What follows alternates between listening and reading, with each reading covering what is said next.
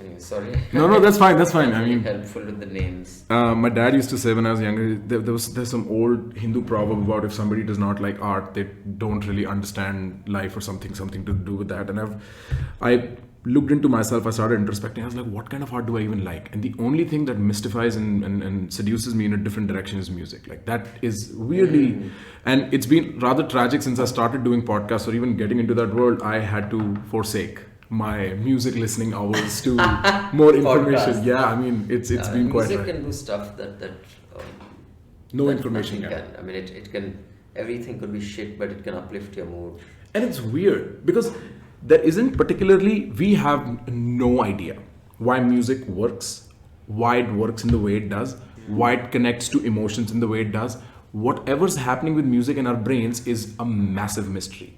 Did you ever get across to watching that episode on Explained about music? No, I haven't. Oh, that is one of just one night I was just sitting in wonder wondering the fuck, like why have I never thought about why would we evolve for something like that and whatnot. But Abhinandan, thank you so much for doing this. This is my absolute pleasure to be in company with you.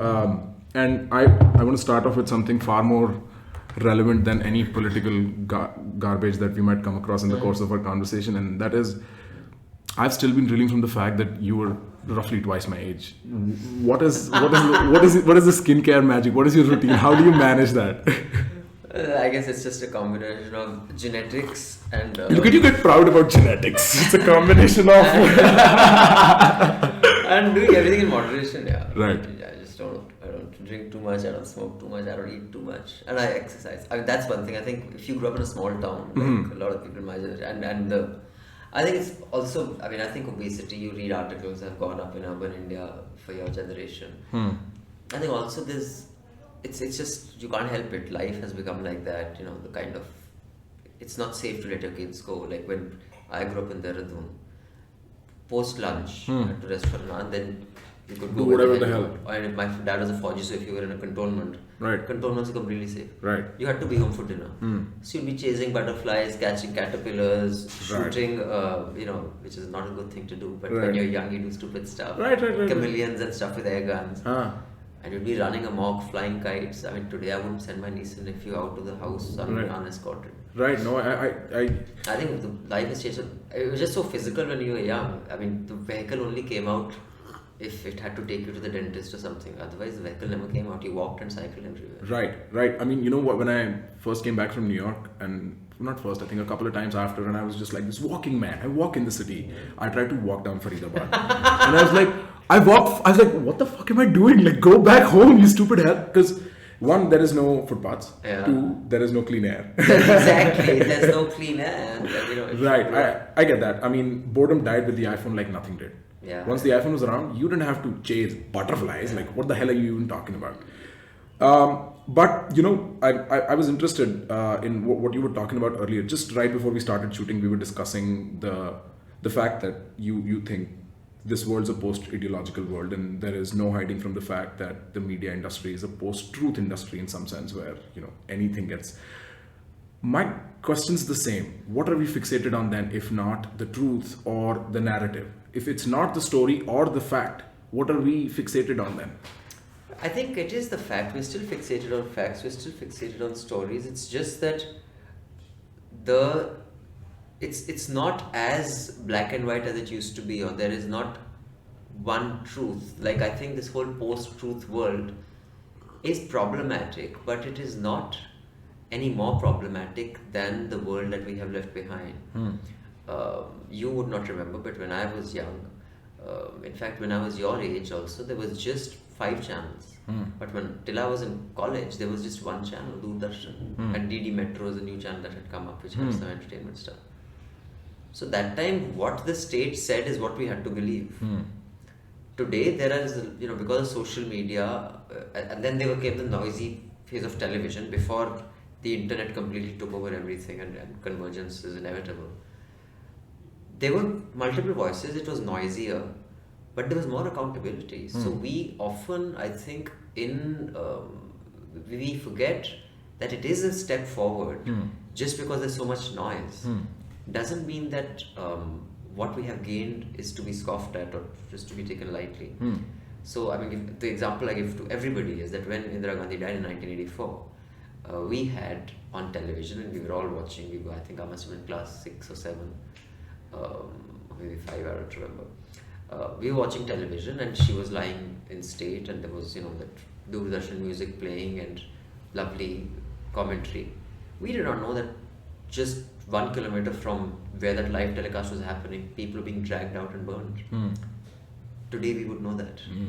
There would be others who were saying that no, this is not true, and people would be using footage saying that something that happened years ago is happening today. But I definitely think all that problem notwithstanding, we are in a better position because the chance of truth coming out today is higher. While there is the chance of lies going around also higher. But the fact that there is a pipeline that will make sure the truth comes out, and those pipelines are way more frequent and more today, right, is good. And as far as the post-ideological is concerned, so I think I get what you're saying, it's a post-truth world, but we are still fixated on truth. Now the ideology bit that you spoke about, and there's an intersection there because a lot of people want to sacrifice truth for ideology. If you want, the narrative you want out is that in Delhi, the Rohingyas who came are creating crime, and there are enough channels who do that and magazines who do that, but there's no evidence. That's a problem, and that is where ideology comes in. Now that's a kind of ideology which is not how we understood ideology of left, right, free market, libertarians, right, or conservatives. So I think on that front, the economic ideology, we live in a post-ideological world because someone like me who when he was younger was more fixed as time goes by. We've gone through 2 or 3, depending on whose version you believe, industrial revolutions. There's enough evidence to show that where free markets work, and there is no denying that they work, and there is enough evidence to show that sometimes free markets cannot be allowed access to certain things and certain markets or certain countries or certain geographies. And there's evidence to show that. Right. So when I see what used to be called the IMF walas or the World Bank walas earlier consider that privatization is the answer to everything is dumb. At the same time, when I hear communists saying that we cannot privatize anything, everything should be, that's also just dumb. I mean, there is a logic to the efficient allocation of resources and price discovery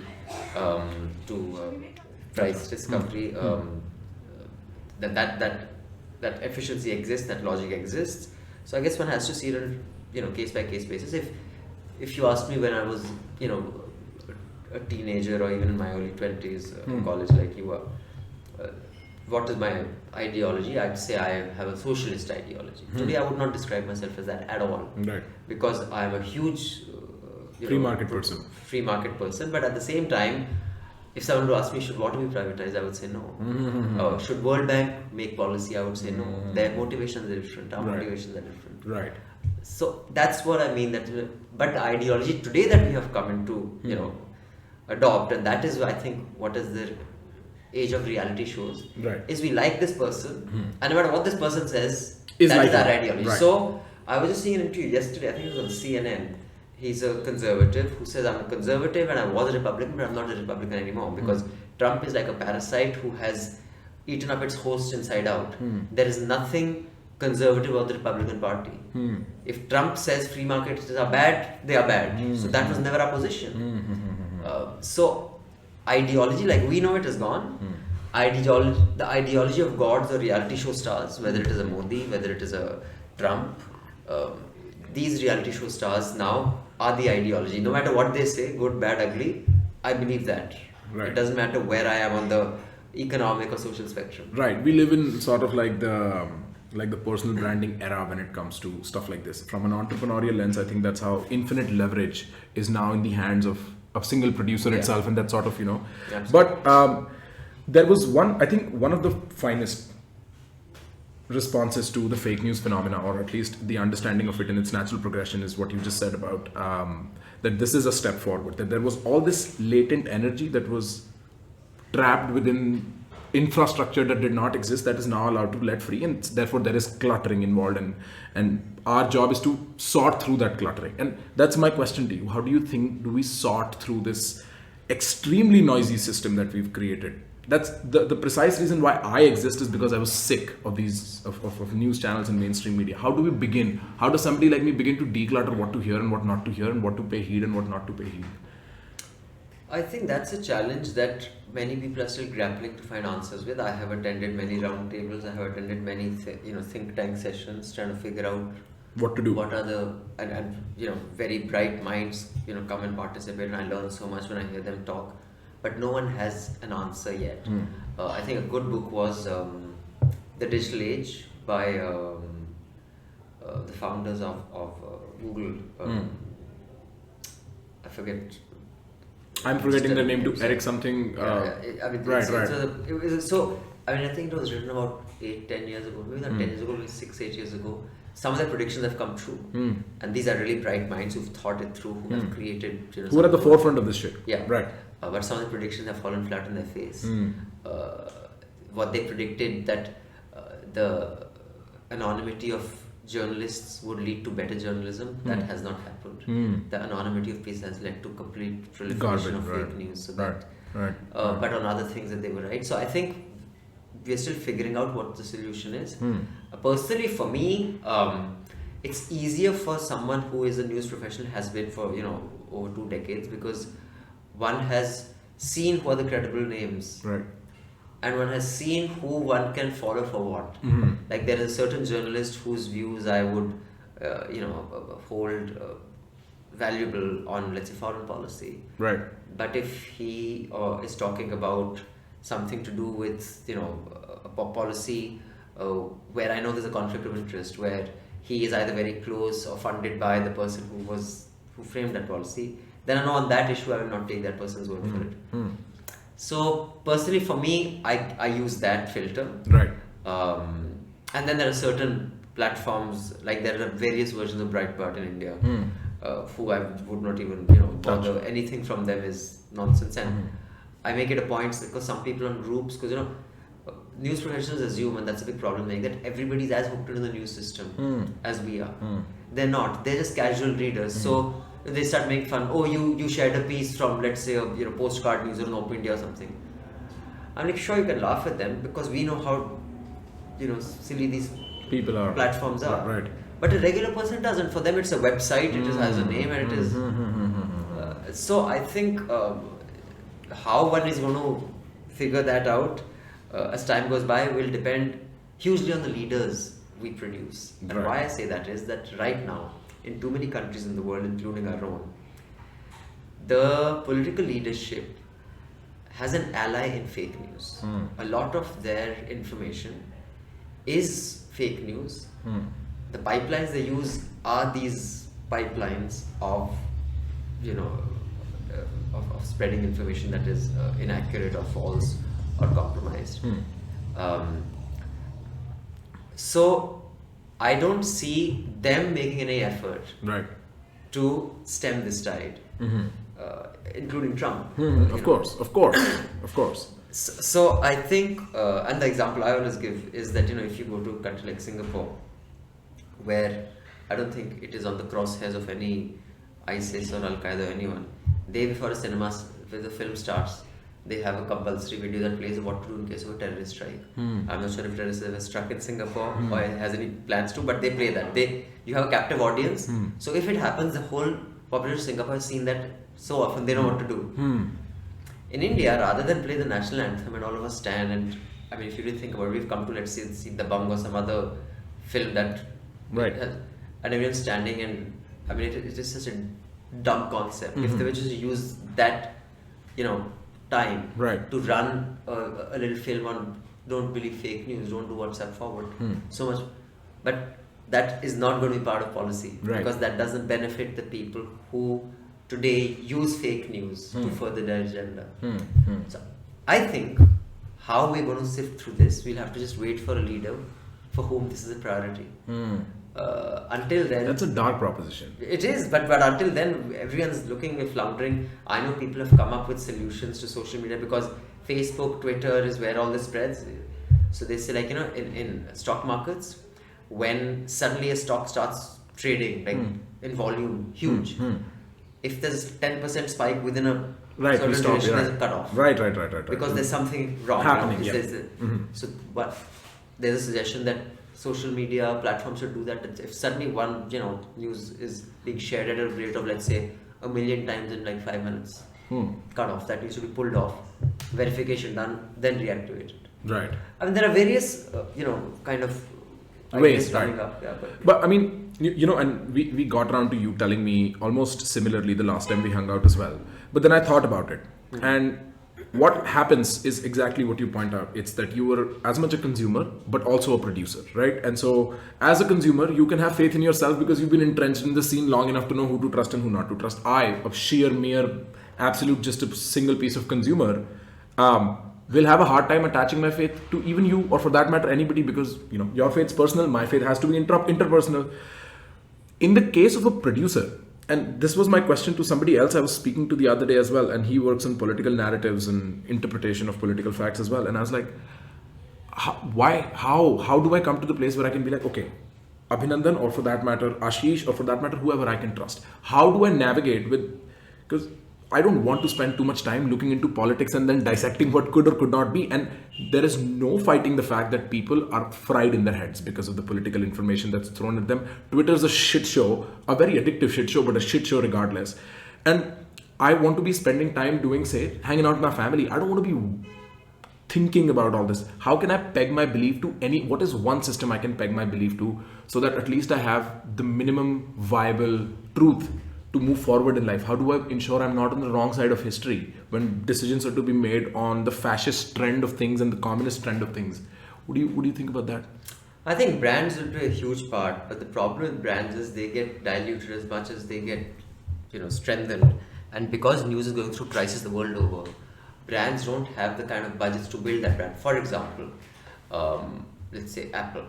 Like, I don't think I know that much about software, or I don't know how much you know. Nothing. But a person knows that if I buy Apple, it is robust, it is sound. If this app is available on the App Store, they have done some sort of due diligence, and it is not going to corrupt my machine, my iPhone or my tablet or whatever mobile device I'm using. So in tech, there are many such brands that have created a credibility. We need that in the news space as well, but it's going to be a lot more difficult in the news space because tech is not ideologically based on your belief system, where you come from. It's a lot more philosophical. Like I believe inherently, and I do believe there's data to show that, but it would be difficult for me to say whether that's an objective view or not, because I'm a 4G kid. Someone, General Panag had the other day tweeted, and someone said that this police officer went rogue. So he tweeted something along the lines of like, aren't all police officers rogue?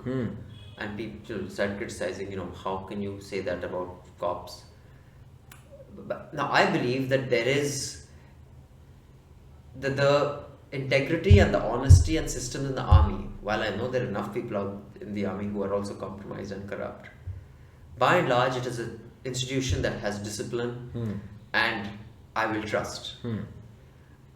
I have zero trust in the cops. And when I say zero, I literally mean zero. Oh no, I heard you on last, what was it? Hafta, right? Yeah. So cops are like, in India, are a shit show. They're cockroaches. I mean, I won't use that word. It's just. I mean, I don't mean it with as much disrespect. I'm sorry, but yes, I get what you mean. I won't use that word for other reasons, because when you dehumanize something, it becomes easier to kind of. But I think I have had a lot of experience with cops as an activist, as a regular citizen, as someone who has house help who lives in a basti close to my house. Every few weeks, some house help of ours calls us for help because their child has been taken off and slapped around. So now, when I will do a piece on cops, I will have no sympathy. There are situations where they may deserve sympathy, right? And I'm sure there are many such situations. But where I'm coming from, my life experiences have colored me. And if I come from the 4G point of view, I will usually come from a more sympathetic point of view. Right. Now that extends to your political party, whether you have been chased out as a refugee out of Kashmir, whether you have suffered the humiliation of a minority. And we all human beings have that inherent bias, which is why when people say, are news unbiased or be objective, I'm like, dude, you don't know the meaning of either of those words. Only math is objective. Right. Not even physics and chemistry is objective. No. Depending on where in the universe or in a black hole or in what way All you of it's conduct subject to quantum. From So, there. even science changes. So, of course, our personal experiences make our stories a certain way. But what I do know is that a brand like the Indian Express, you may have the way a story is worded, if there are too many adjectives used, although they don't. There may be a bias to it, but the information will not be wrong. Like, I would happily read the reports of many people who I disagree with ideologically. But I know as journalists, they will not give me false information. So I think brands like that, like a New York Times, I think is a brand that has built, and Trump has helped build it. It is a brand that has significant, credibility for accurate information. What we mistake is that earlier, see, the readership of news is still going up, it's not going down. There's a book which I highly recommend, which I recommend in a lot of places where I speak, is Amusing Ourselves to Death by Neil Postman. An American, writer. He'd written in the 70s that television will be the end of American intelligence. I don't mean American intelligence. Right, like a dumb box, right? Yeah, it is just, but that has not happened. People are still getting smarter. Now, Jersey Shore or a Big Boss or a Apprentice type, shit all reality shows will always have a much larger audience than, let's say, 60 Minutes. But the percentage of people of humanity watching 60 Minutes has gone up. It's just that the amount of people watching Big Boss have gone up further. But net, we are getting smarter. I think that's true for this age as well. A lot more people have political opinions. Some of them have no idea of politics. Like, someone posted a video of this guy going to the CA rally, didn't know what CA stood for. Now fine, that guy's an ass, but he's engaged. He will learn tomorrow. Earlier there was, even that wasn't there. So, and I think in that, these conflicting narratives, the speed at which you were trying to change people has gone up, because one tweet, one post, one WhatsApp forward, adds to that information kind of overload. Right. So the speed is faster. But I don't think it will make us dumber as a people. I think it will make us more informed as a people. I think there is no doubt about the fact, the advent of long-form conversations much like this, and I mean, there's enough people who make this a point. The fact that bloody Game of Thrones ran for 8 seasons, disappointing us to the end, but over 10 years, such a complex narrative and everybody followed, is directly against the assumption made in earlier TV that people are supposed to watch 6-minute bits and walk further. Right? Every time somebody tells me, why don't you make 3-minute videos? I'm like, no, I get your point, but it seems also to me that this entire media phenomena is going through one of the biggest democratization in terms of the kind of, it's like the gatekeepers are finally the people in so many ways. I can publish it, right? Anybody walking on the street can publish, right? Social media, sure. And it's not just true for media, but also with the blockchain and whatnot. The ultimate attempt is to democratize almost any credit means, right? And my guess would be that what a socially credible journalism, which is probably what we start looking for over the next 10 years or so, will sort of integrate technology in the same sense where likes, but use your mind before you like something, in the sense, do you endorse this happened? Are you sure? And my ultimate complaint is with this entire phenomena is the urgency of motivation with which we want to understand the world. So there is nobody sitting long enough to see how it pans out. It has to be now. It has to be now, or you're not human. It has to be now, or you're not national, right? Which is a testimony to the share culture, the forward culture that we're a part of. Like, do it now or do it never. Every time I come back from America and I have all these thoughts about the Indian democracy and its functioning, and I go up to my uncle or my dad and I start speaking, they have these alternate facts from WhatsApp that, since their generation was being born in a time where print was print, and that is the because it is there. I read it, so it must be true. It must be true. It's like, and then I get into this place where I'm like, I cannot declutter this. And therefore, I sort of disagree with the idea that this person who's out there protesting against CA, he will learn tomorrow, is because he might do.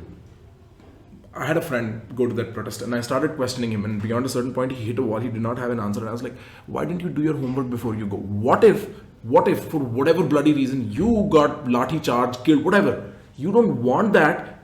unless you know what the benefit you're getting from it, unless you believe in the idea. So do your homework before you go. Well, how much homework is homework in the sense that I was an inherent part of one of the largest, movements that had happened in at least my living memory, which is Jan Lokpal movement.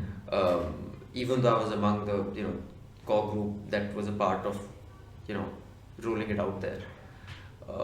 The draft of the bill would keep changing. I was not up to speed, and I was one of the better informed ones. Probably Prashant and Arvind and all were the most informed because they were right out Shekhar, people who were actually working on the bill. So, on the draft of the bill. So, I think I disagree with you in the sense that even if he took a risk of taking a lathi and all, big deal, what's the youth for? The youth is for that. I mean, I've been in situations when I was in my 20s which I don't put, I would rant on my podcast, I don't know whether you heard that, what is the youth today doing, and then someone wrote and said, why the fuck don't you? I said, dude, I went. I have been to enough protests in my youth. I mean, I've spent, a night in Tughlaq Road police station, all that. I've done all that shit.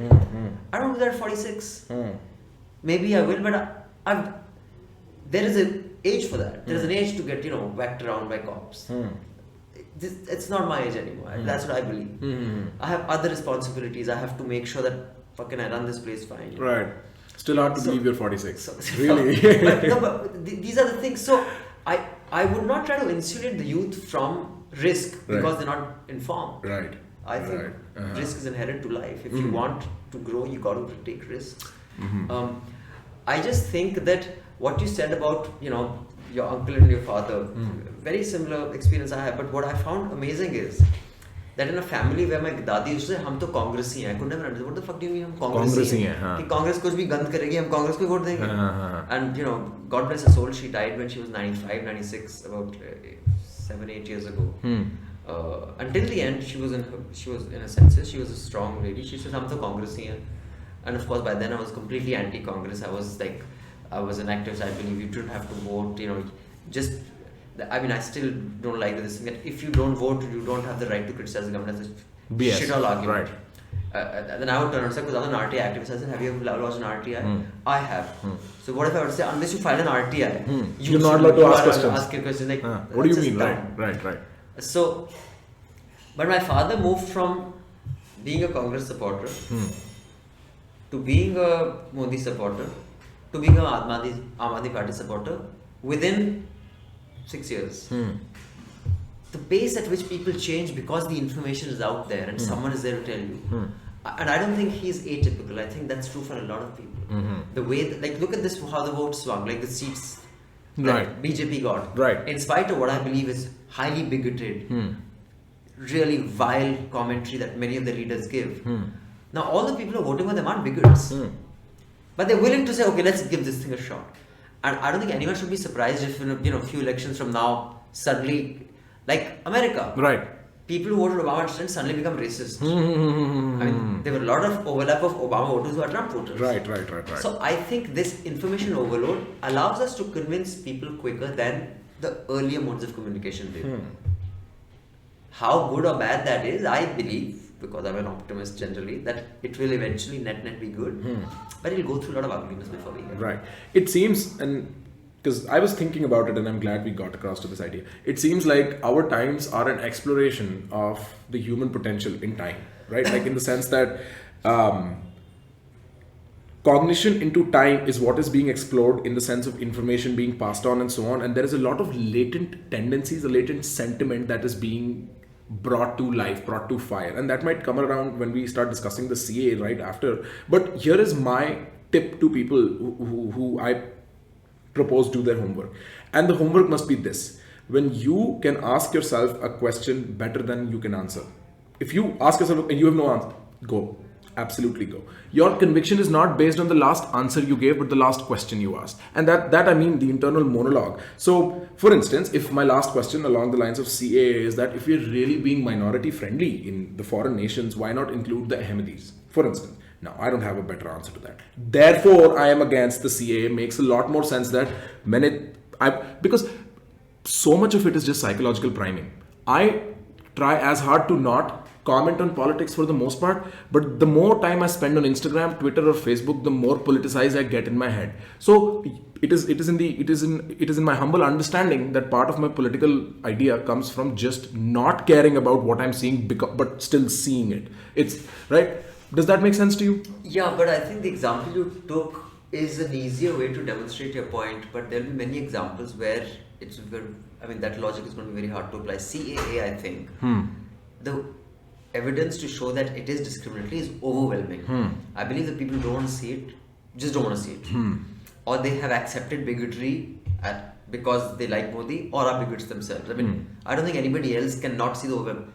But the Lokpal was not so black and white. There were a lot of very good, valid criticisms that you cannot empower one set of individuals with the kind of power that the Lokpal would have, that they can even question the Prime Minister's office. Because that is an elected body. This is not an elected body. This does not have to report. And things like you cannot remove Lokpal. He has to be impeached with or the Supreme Court. Should the Supreme Court collegiate system prevail? Or not. Right. Now, this is not as simple as CA. Right. And it will, it's like an onion, layers within layers. Okay, this benefits, this does. So there are many issues that will not have such a simple position that, okay, now I can answer and this.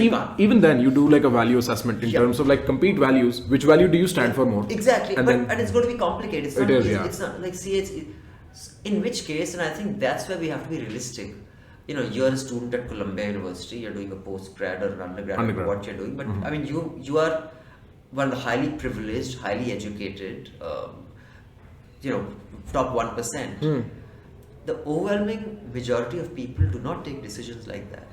They take a decision based on ये बंदा ठीक बोल रहा है, ठीक ही बोल रहा होगा. It is an emotional connect. Right. Which is why the responsibility of leaders is that much more.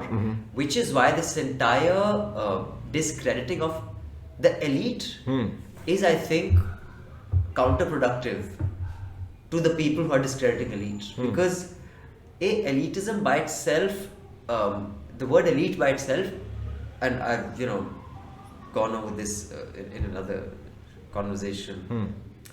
Elitism is a bad thing, like racism is a bad thing. Because that is discriminating people based on our privilege. But the word race exists, it means something. The word elite exists, it means something. Michael Jordan is a basketball elite. Much as I love basketball, and probably you do as well, we cannot be Michael Jordan. The Hall of Fame is for the basketball elite. The Ballon d'Or, or how you pronounce it, is for the football elite. Right. Those people know that space better than any of us will. Bapu was a thought elite. He was a visionary in the true sense. He said that if violence is the solution, we are fucked. He did not say it like that. I wish he did though. He was a lot more articulate. Yes.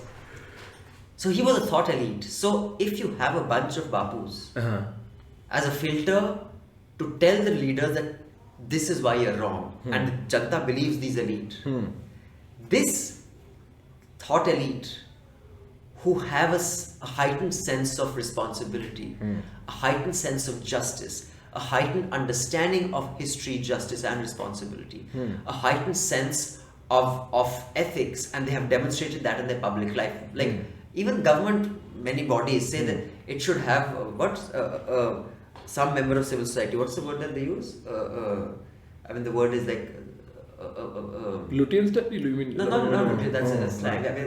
A prominent member of civil society should be a member of this committee or whatever. And that prominent member of civil society could be a musician, it could be anyone. What was Rajya Sabha all about? Rajya Sabha, the house of seniors, was a thought elite. It's a different matter. People like Sachin Tendulkar and all started going sitting there, who are not thought elite.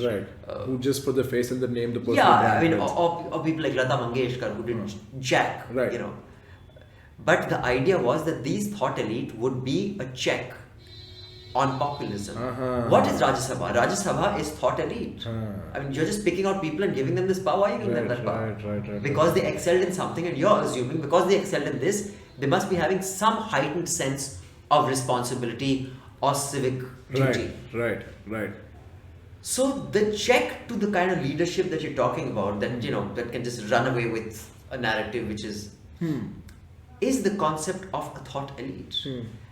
And that thought elite has failed the world in many ways. And it needs to be more inclusive, it needs to change its demographic, it needs to, but that is the filter that ensures that the overwhelming janta doesn't just say that वो ठीक बोल रहा है तो ठीक ही बोल रहा होगा. There should be this filter of thought elite who says नहीं, रुक जाओ, सोच लो, right. So there are influencers, there are leaders. Today the influencer, Instagram, Twitter, Facebook influencers, people like Chetan Bhagat, people like Dhruv Rathi, people like, you know, who are out there, they have credibility and they make people think. And I think these people have to be the thought elite of the coming age. And if the Rajya Sabha is truly to do the job they were supposed to do, that is the ultimate thought elite who have a heightened sense of justice, morality and ethics. Right.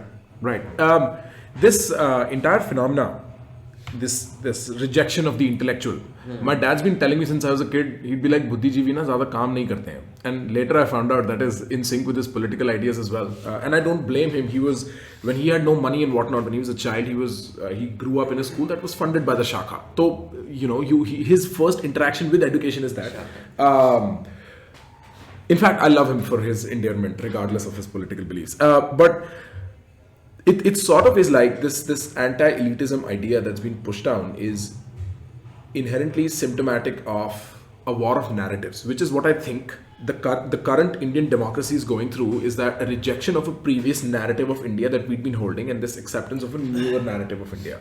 And I feel like every Modi lawyer, Modi supporter of that nature of the public domain needs to understand, especially with the CAA, that the protests and the support that came out for the other side is a consequence of constant, at the very least, improper signaling. Like, even if you want to say that they are not bigoted, hypothetically, they've been signaling it so consistently and often that there is no optics begin to matter beyond a threshold, and the threshold is crossed. And it's happening. It's not like it's not. People for sure. So here's where we get into CA, and I want to get into some of the details about it. So before you do that, I just want to your thing about elite, what you spoke about. I think the one thing that we haven't discussed, and it's an important part of this puzzle, is that the reason this anti-elitism that you spoke about, it would be foolish to assume that there is no valid reason why this anti-elitism has happened. It has happened with reasons that the elite became so out of touch with that the overwhelming majority of people who they were supposed to serve through their writing, through media. Media was overwhelmingly left liberal in the West. Right. But there is a large majority out there who has a different narrative. So one has to speak that language, one has to report those stories. While context matters, there are many parts of India where, where there is a certain Hindus feel bullied, that, there is a procession would go through and they could challenge you. You have to report that. And because context of minority majoritarianism became so, the context overtook the story. So there was a reason that the elite started serving themselves, and this is what Pritish Nandi, I think, had said, Ashish Nandi had said at the JLF, which is completely misunderstood, where he said that Mayawati has more quantifiable corruption than, let's say, someone who sits in the World Bank, was, the advisor to the Oxford University. Because that person can tell his friend here that I'll get your son admission, just get my son a job at PricewaterhouseCoopers. A transaction has happened, no money has changed hands. But the value of this transaction is in the hundreds and thousands of dollars. Because this admission is going to make this child earning potential. Right. And that job has given this guy an annual salary of a couple of crores. Right. Now these two went to the same school, the public school, they went to the same Stevens or Oxford, and they are friends. So that transaction happened. Mayawati didn't have access to that transaction. So she says, you put the cash here. So that, when he made this point, a whole bunch of people said, oh, he's being casteist, he's saying low caste people are more corrupt. That's not what he was saying. He was saying the transactions of the elite, as a function of its externalities, right? Yes, are not covered under the Prevention of Corruption Act. Right. It's so prim and proper in some sense. Yeah, right. Exactly. Right. So I think, and that is when, when the whole anti-casteism thing happened, when, Kashiram started Tilak Terazu or Talwar, Sabko Maru Jute Char. Which is Tilak is Brahmin, Right. Terazu is the Banya, Right. Thakur, Kshatriya, Sabko Maru Jute Char. That made the BSP very relevant. Today they don't use that slogan. So when the pendulum swings the other way, there is an extreme element to it. Right. Today, there is still casteism in India, there is still a Brahminism in India, but a Chandrasekhar Azad has a lot more space than, say, Baba Ambedkar did. I mean, he's an outlier, and he was bullied in many cases. He had to step back from his beliefs in many cases because overwhelming Brahminism of the Congress party. Right. But today there are so many leaders. It's still not equal, but it is not what Kanshiram started out with. Same thing with anti-elitism. I think there is a reason the pendulum has swung the other way. And today, if you say that science is a good thing, you're saying Sala Bada Elite, and if you say that internet was there in Mahabharata time, or some BS stupid like that, things right, like, everyone from the Prime Minister downwards has said the most bizarre things. Right. Embarrassing. I know. But that is okay. I don't think that is I think that is the pendulum having swung to the extreme. Right. Just like Pol Pot, if you wear specs, you will be killed. That was the Khmer Rouge did. That means you can read. That means you're educated. We don't like educated people. You'll bloody work. Just the fact that you wore specs was enough to get you killed in this regime. That was anti-intellectualism. Right. But so that's what Right, I see that, and I think that sort of explains the dialectic of the WhatsApp University funda as well, because what is happening is, if there is such a disconnect, I feel, from the media, because the medium overtakes the message in the Marshall McLuhanian sense. I'm going to go with another medium, and I don't care what the message is as long as it borrows my context and it helps me. So it's like, because I don't see X being represented in the traditional sources, the Y, where my things are being represented, no matter what direction they're leading me, I'm going to eat it up. It's sort of like the urgency of the person. That might be my guess. But let's take CA into account, and we'll do the same exercise where I'm going to animate into the devil's advocate position. So we can sort of, I can ask you the questions I have in my head, right? And I'm given to understand that you have the idea that the CA is an absolutely unjust introduction into the Indian legislation. So what is it? Because more than unjust, it's unnecessary. It's unnecessary. So let me start with that, because the number one question that people hit a wall with me when I start going down that road is, how would you manage the borders of India? If I give you an infinite resource model, how else would you manage the borders of India than this? What is the alternative to this? The borders of India are not insulated by this act because it has a cutoff date of 2014. So anybody who's come after 2014, in any case, is not covered by this act. Right. So it is not managing the borders of India anyway. It Right. is just taking care of anybody who came in before 2014. Right. So, at least on paper. I mean, of course, the implication would be that we'll come to the practicality of how do you prove when you came. Right. Which yeah, and we can do the theory function aspect. Mr. Shah has not thought through, like most things that he doesn't. But on paper, it doesn't solve that problem. I mean, so how can you say that is? So here is how I'll make that case. Of course, it does not directly address the problem of the borders itself. It addresses the problem of migration, immigration, and so on. And who came before? It doesn't address the problem. It addresses anyone who came before this will get citizenship if they are non-Muslim through a procedure which is a little faster than those who are. I mean, there are a couple of things that people shouldn't assume that CA said the Muslim cannot get citizenship. They said he can get citizenship. Right. What he's saying is that the process for that person is still going to be the old process. The non-Muslim is going to be a quicker. For 2014 to 19, or 20. Basically from 71 to 2014. That is the cutoff date. Right. I mean, people who came before 71, one assumes they're already citizens. But yeah, anyone who came before, let's just say before 2014. Right. Okay, but there is also this contradictory fact that the counterfactual is that Assam was protesting for almost not having something like this because they feel an urgent immigration problem, that they are being flooded in their own neighborhoods with people who are not, indigenous to the land and such.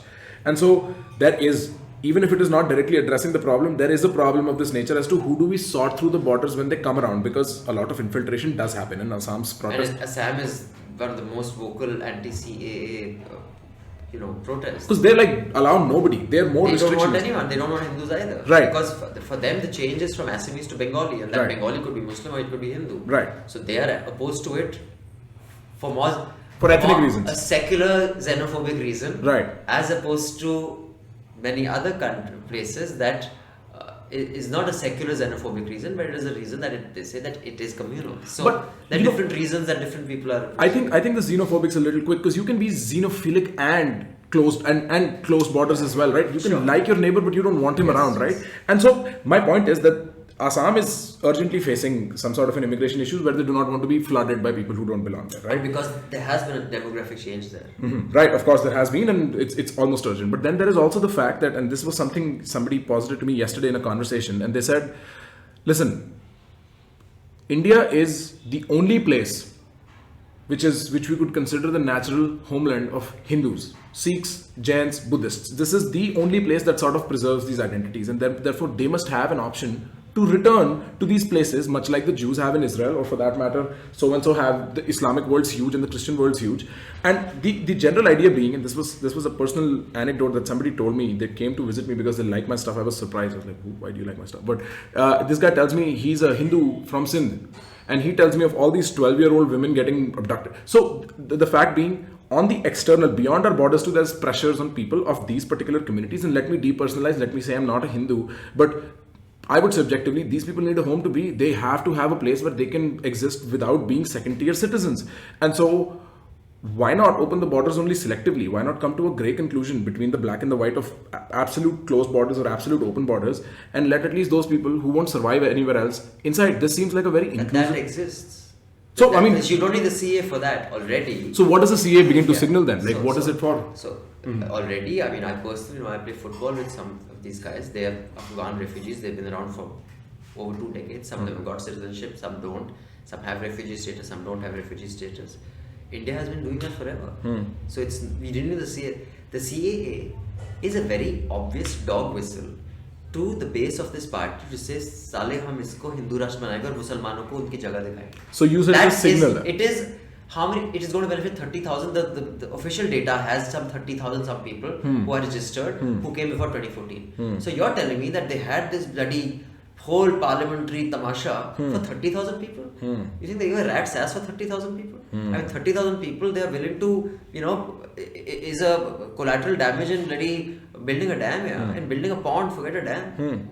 I mean, they will, like 3 million people are collateral damage for a dam, they don't give a shit. It is a clear dog whistle, and you can see how it is being used. Tukde Tukde gang, JNU, ye Musalman wale, Yogi, and this is where many people say that my political, conversations, not biased, but conversations become too exclusive and exclusionary because I'm painting everybody with the same brush, which is not the case. Like I said, not every Modi supporter is a bigot, or not every Yogi supporter is a bigot. But if you can't see the bigotry in this bill, I can fairly confidently say you're an idiot. There is no kind way of saying it. Let me try and see if there is a kind way of making the case for the other side again. So even with the fact, so you said there is a dog whistle for the base of this party. This is one step towards Hindu Rashtra, because with NPR, like Amit Shah said, I'm repeating the same thing that's gone around in memes. Aap chronology samajhiye. Once you have CAA, there is no way of showing when I came in or when I don't. People, when they are coming in the refugees, they say, अच्छा, हम अपने blockchain वाले password protected iPhone में अपने सारे documents डालते हैं. उनके पास अगर कच्ची हो वही बहुत है यार. नहीं, but let's get to the function. हां, पहले थ्योरेटिकल कब आएंगे? तो CAA disenfranchises us all, and then NPR will decide who is a citizen or not. I mean, NPR will first assume that you are not. It is up to you to prove, and then through CAA I will decide whether you are an Indian citizen or not. Right. They have taken the control of the citizen out of his hands to be a citizen of the country. Right. So to draw back to the dog whistle that you said, the dog whistle is easily, or at least not easily, but conveniently interpreted as also a signal to the Hindus around the world, the Sikhs around the world, the Jains and the Buddhists around the world that listen, you can come here. We have, say, a tilted set of values, much like, again, Israel has for Jews. They're a Jewish state, but I mean, they have a fairly functioning coexistence with the Muslims and the Arabs who live in that region as well. Listen, that this is your natural homeland. That doesn't mean it is any less anybody else's homeland. But it could be, this dog whistle could actually be a proper signal, loud enough for everybody to hear that here is the case. So On one end, that might be the case. The second thing that you bring up is sort of the inclusion of the NRC and the NPR and how that complicates the entire situation. And then my first question returns. Now that we are addressing the entire issue of immigration itself, in an infinite resource model, how would you sort it? Now, this was very articulately put at an event by Mr. Arvind Kejriwal. Like I said, the 2014 cutoff date does not solve the infinitely resource model anyway. So if you want to talk about that, we have to talk about that separate from CA. It has nothing to do with CA. That's a separate issue. If it is a dog whistle to tell your first bit, Jains, Buddhists, Sikhs. So are we saying that this is a country for Jain, Buddhists, Sikhs and Hindus but not Muslims? No, it is for Muslims too. But then it is... So what do you mean? It's their natural... their natural home, but it's not a Muslim natural home. Like, I don't understand what that means. So, here is what that would mean. The Jews is a good example. The Jews sort of live in a trauma where wherever they've gone over the last so many hundred years, in fact, their culture is trauma. That's what they try to communicate. How do you reproduce and how traumatized are you is Jewish culture. Forgive me. But, and so they believe that there is nowhere in hell they would be safe and therefore they must exist in this particular zone. Using the same line of reasoning, because almost... You can't use the same line of reasoning. I'll tell you why. I'm not entirely convinced of and nor are many of my Jewish friends who are from Israel. In fact, this lady who just came, her husband is Israeli. And, a lot of them don't agree with the Netanyahu kind of... They said, like, the guy's nuts, man. That this whole... bigotry that he indulges in, a lot of Jews don't agree with that. Right. That is one part. So I will not say we should be like them. We should not be like them at all. Now you see, a world war was fought because of what happened to the Jews. 6 million were killed with the intention of killing them. In fact, technology and many of the companies that today have huge stock values and from Hugo Boss to IBM, facilitated in creating systems where you could get rid of these dead bodies and faster than who served the Nazis without getting messy. Because how do you kill so many people and not create a stink? Whether it was those incinerators and stuff. What happened to the Jews? A world war was fought over that. Hindus have not gone through any such thing. So for Hindus to incorporate that sense of victimhood let me is deeply problematic, and that is the kind of mentality that people like Modi and Shah tap into. Because there was R.K. Narayan had written a story called An Astrologer's Day. It was a part of my course in ICSC. Sorry, I get confused. Who's the president? Who's the writer? K.R. Narayan is the president. R.K. Narayan is the writer, yes. An Astrologer's Day is a story about this astrologer. And he basically, I won't go into the whole story, but he says that 2 or 3 things that you say to anybody, he will believe that. One is, you give more to people than you get from them. That you are doing so much for everybody, but everybody does not give you the credit and they do not do as much for you. No matter how selfish a bastard you are, you believe that about yourself. Everybody believes that about themselves. The second thing is that you are very hard on the outside but very soft on the inside. No matter how meek and pushover a person is, he or she likes to believe that I have a very hard exterior but very soft interior. Right. These 2 or 3, chutiya things that you tell a person and everybody believes it. So the easiest thing to convince the people who are dissatisfied with their lives is it's somebody else's fault. Right. You're the fucking victims. And that is just not true for Hindus. So the logic that you are kind of juxtaposing of Israeli Jews, and I mean, we can get into critique of the Israeli state and why it's problematic. And there are enough reasons that I think it's problematic. But enough reasons that I support the need for Jews to not give up on their history. Now, you go to a country like, and no matter what Germany did, and we will say Germany, although it was Hitler, did to the Jews, today you go to Germany, you go to Berlin, you see the memorials there. You see how they will not let their own people forget what they're capable of. What they are capable of. But let me आप गुजरात में एक memorial बना के दिखा दो. अरे यार, हमें ओरल ट्रेडिशन है, पापा ने बोला सन वहां से निकलता है. मतलब हम तो यहाँ national archives, there was a news article in national archives, हमारे इंडिया की नेशनल आर्काइव्स, दीमक लग गई थी फिल्म में. हमें डॉक्यूमेंट करना झंड आता है. हम बताएंगे कि व्हाट इज, पहले आप डॉक्यूमेंट तो करो। 84 का एक मेमोरियल बना के दिखा दो, कितने लोग मारे थे, कौन कौन ट्राइड है। गुजरात का एक मेमोरियल बना के दिखा दो, हिम्मत है तो फिर देखो कौन विक्टिम है कौन नहीं है। So I follow that. There is no direct importing of the Jewish narrative into the Indian, or for that matter, almost anybody. What the Jews have suffered is a case in its own self. And then there is absolute criticisms of Netanyahu that I agree with, right? There is a lot. I'm very involved with Israeli-Palestinian activism in Colombia as well. So, but to draw what that example was used to do was to clearly present in the real world an example where this kind of a situation is well articulated, the need for a natural home. Because the logic, somebody might say on the other side, what I'm pretending to be, is that it is because the Muslims can just, if they wanted a place, Pakistan's right there. But then your question is assuming that this is a Hindu nation. No, you're saying if the Muslims wanted, you're saying that there's a natural home. Right? You are saying natural home and you're confining it to religions, but you're saying if the Muslim want, they can go to Pakistan. Then there is an assumption in your question that this... Not the Muslim from India, not the Muslim from India. The Muslim from Afghanistan for that. How does... The moment you go there, it's a slippery slope. No, I get that. So why should a... So what you're automatically saying is that the Hindu from Pakistan belongs here, not there. No. I'm saying if he chooses to. But why should that choice only be for the Hindus? Then you're assuming it's a Hindu nation. But because we can only... If we can serve the world only limitedly, which is the case in, say, the economic sense, we can only serve the world limitedly in the social sense as well. We cannot... Then don't serve anyone. First serve who you have. Arvind Kejriwal said this very article. So you said we should close borders entirely. No, I'm saying whatever logic you use has to be consistent. Right. No, I mean, not entirely. It has to be, because I'll tell you why. Yes. There are 3 crore. There are 3 crore Hindus in Pakistan, Bangladesh, Afghanistan, right. Between 3 to 4.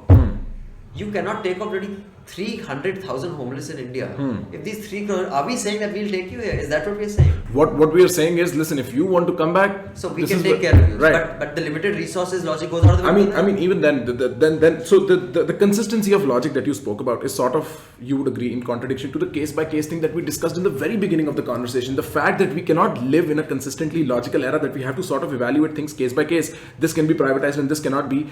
It is sort of indicative. This entire phenomenon is sort of indicative of the same kind of case by case. But that logic has to be consistent within the same argument. What I'm saying is, I cannot say that we shouldn't privatize water and we should privatize, the airwaves. These are 2 separate markets. These are 2 separate cases. You are having one case of one country allowing, it's within the same case, the logic has to be consistent. What I'm saying is, I will use the logic that one should not privatize water because it is a resource that rich people can afford, 5 million liters of water to swim in, and a poor person cannot even afford enough to drink. So if we let the market decide it, a whole bunch of people will not even have water to drink. As far as airwaves are concerned, you cannot just let the government have access to airwaves. Private parties should be allowed to, broadcast, because so these are 2 separate logics, but I cannot within that argument say that Newslaundry should have access, but so and so should not. So the consistency of logic has to be within that the argument. confines of that argument. And I think within the confines of that argument, the consistency of logic of having limited resources and unlimited people to consume them falls. Right. But for me, it falls at a very foundational level, that the moment one says natural home, one is assuming a Hindu state or a Sikh state or a Jain state. The use of natural home itself, even though one is not saying it, is assuming a Hindu state. I think we've delved deep enough into the theoretical, and I want to move to the functional aspect of it. But there is one last question, and that is the question of the Hindu state sort of does not arise for the RSS, or for that matter, anybody who believes in the RSS kind of an idea, because there is no conflation of the state and the church. That's why they discard. Can you just cut 1 second? Yes, please. So my question is, anybody who subscribes to the RSS model, or for that matter, who subscribes to being sort of pro-CA, at least in the bluntest sense of the word, will never see a Hindu state in existence. It can be a Hindu-dominated state for them, because there is no conflation of the state and the church. In the same way that the only other secular country I can imagine that is sort of truly, or was truly secular, the United States, is a Christian-dominated nation. Their laws are peripherally affected by Christian ideas and Judeo-Christian ethic and whatnot, but at the core of it, they're secular. So my idea is that I cannot expect a truly, just absolutely out of the blue atheistic, rational enlightenment state either. There would have to be some effect that the Hindu domination sort of has, but it necessarily does not have to be a Hindu state then. Sure. It could just be a Hindu Which is what we are right now. Right, and for sure, but so that's exactly, and we are that right now, and it is sort of a re-emphasis to the world that listen, we are India, we can stand up on ourselves since we haven't for so long, and we can have all you guys who had to run away for various reasons. Feel free to come back home if it troubles you ever. What is home? That's what I'm saying. But if it is minus a particular religion, it is assuming it is a Hindu state. No, what I'm saying is you can be a Hindu dominant state, but you cannot say that we were like. You see, US, and I have said this before. I don't know if the camera was rolling at the time. A lot of countries, before they become these evolved, Developed nations, not just developed nations as far as material is concerned, because Jared Diamond's books of why some nations are developed and why are not. There are a lot of geography and right. reasons but who become more liberal in their view, or like Saudi Arabia is a developed nation, but it is not liberal at all. One big injustice they are allowed. If not allowed, they have done one big injustice, and then they have built their halo and their liberalism on that one injustice. But they have learned from that one injustice. US has the benefit of not having a deep-rooted culture. These are all white people who came and wiped out the indigenous people, right? The Native American is all but extinct. Right. That was the one big injustice.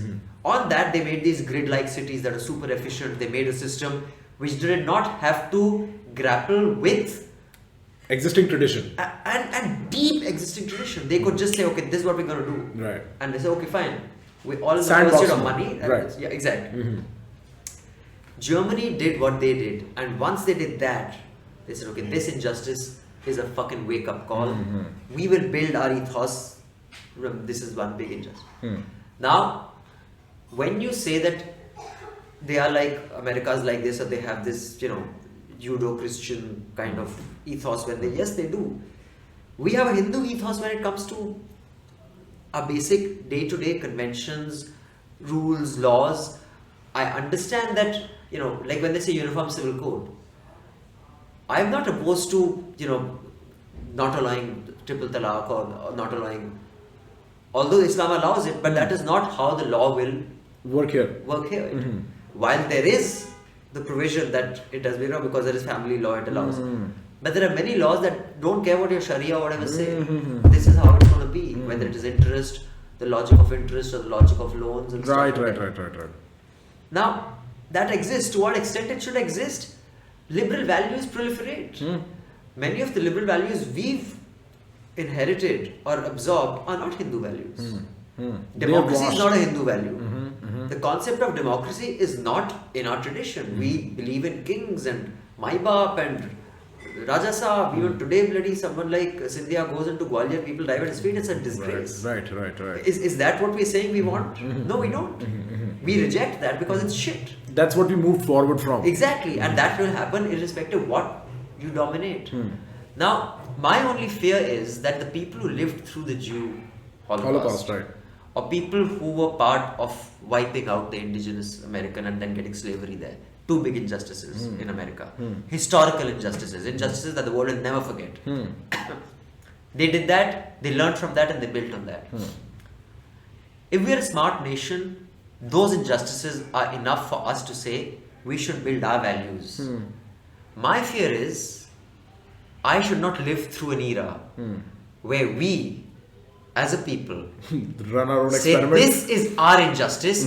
Oh fuck, we were such idiots. Now we will learn. Right. I am not going to be one of those Indians, Right. like 90% of those Germans, who were decent, rational people who went home, kissed their children, and said we are. But they fucking supported something that destroyed the basic human fabric.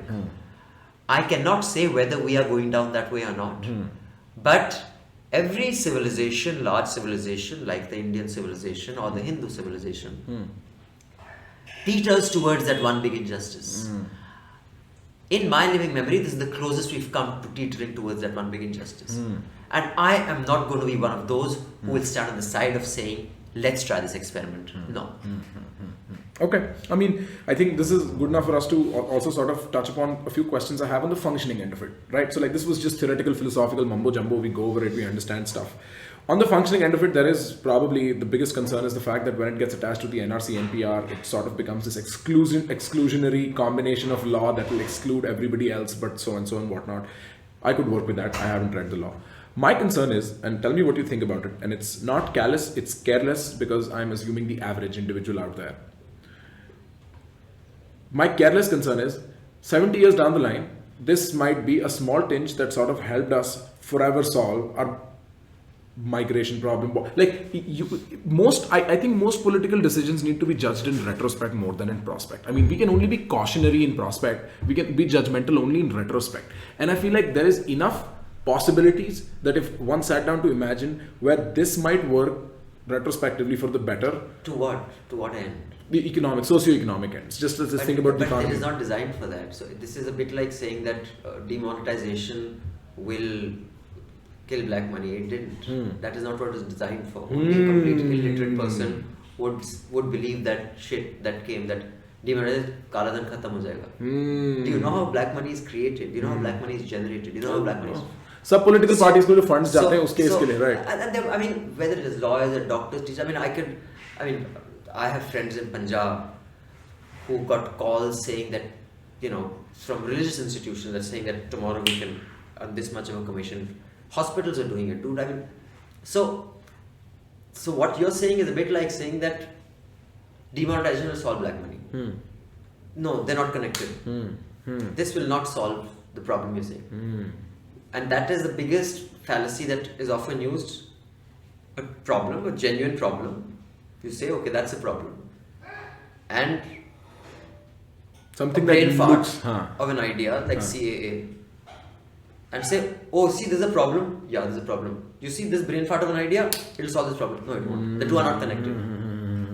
So I get the feeling that it's sort of like a lot of the things that are pushed out in terms of this is why this is happening is not really why, right? And people aren't really digging through enough to see why that might be the case. Okay, very interesting. Do you have any questions for me? No, yeah. It was wonderful talking to you. All the best for your podcast. It's great. Your conversations are good and you're well read. That's good. I'm glad you enjoyed it. I mean, you saying that means a lot. You're one of the best we have in the country. I'm not. I truly think so. I truly think so. I know I'm being as unbiased as I can be talking to you. But thank you so much, Abhinandan. This has been a pleasure.